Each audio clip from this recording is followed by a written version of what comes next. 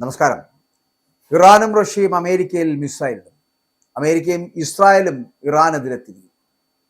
America ഒരു നിമിഷം ഒന്ന് കണ്ണടച്ചാൽ മിസൈലുകൾ ഇറാനിലെത്തും.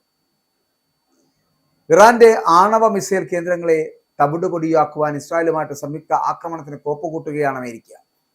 അതേസമയം സംയുക്ത നാവികാഭ്യാസം നടത്താൻ ഇറാനും റഷ്യയും തീരുമാനിച്ചു കഴിഞ്ഞു. വീണ്ടും ഒരു മഹായുദ്ധത്തിന്റെ അലയൊലികൾ കേൾക്കുന്നുണ്ട്.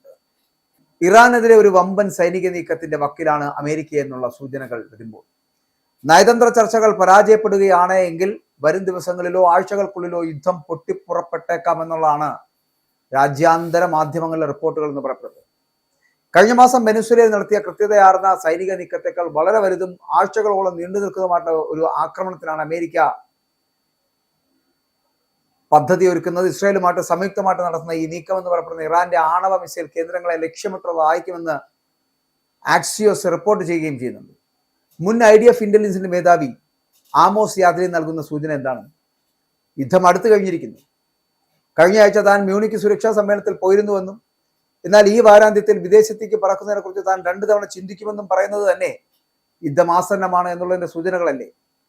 ട്രംപ് യുദ്ധകാലത്തിൽ അതീവ ദൃഢ നിശ്ചയത്തിലാണ് എന്നും എല്ലാ സൈനിക സജ്ജീകരണങ്ങളും പൂർത്തിയാക്കിയിട്ടുണ്ട് എന്നും അദ്ദേഹം പറയുന്നുണ്ട്. ജനീവയിൽ അമേരിക്കൻ ഉപദേശകരായിട്ടുള്ള ജാരഡ് കുഷ്ണറും സ്റ്റീവ് വിറ്റ്കോഫും ഇറാന്റെ വിദേശകാര്യമന്ത്രിയായിട്ടുള്ള അബ്ബാസ് അരഗാച്ചിയുമായിട്ട് 3 മണിക്കൂറാണ് ചർച്ച നടത്തിയത്. ആ ചർച്ചകളിലൊക്കെ വലിയ പുരോഗതി ഉണ്ട് എന്ന് ഇരുപക്ഷവും അവകാശപ്പെടുമ്പോഴും പ്രധാന വ്യത്യാസങ്ങൾ പരിഹരിക്കുവാൻ സാധിക്കാത്തതിൽ അമേരിക്കൻ ഉദ്യോഗസ്ഥർ ആശങ്കാകുലരാണ്. ഈ പ്രസിഡന്റ് നിശ്ചയിച്ച റെഡ് ലൈനുകൾ അംഗീകരിക്കുവാൻ ഇറാൻ തയ്യാറാകാത്ത പക്ഷം നയതന്ത്രം അതിന്റെ സ്വാഭാവിക അന്ത്യത്തിലേക്ക് എത്തിയിരിക്കുന്നു എന്ന് പറയേണ്ടിയിരിക്കുന്നു.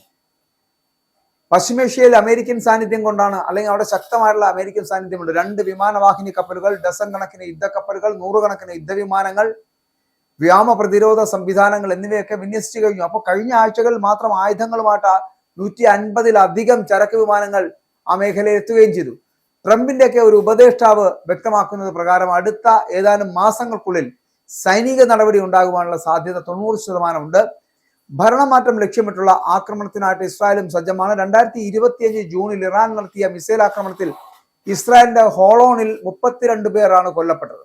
അപ്പോൾ ഇതിന്റെ പശ്ചാത്തലത്തിൽ ഇസ്രായേൽ പൊതുജനങ്ങളും അധികൃതരും ഒക്കെ യുദ്ധത്തിനായിട്ട് തയ്യാറെടുത്തു കഴിഞ്ഞു. ആ ഒരു സ്ഥിതിവിശേഷമാണ് ഇപ്പോൾ അവിടെ ഉള്ളത്.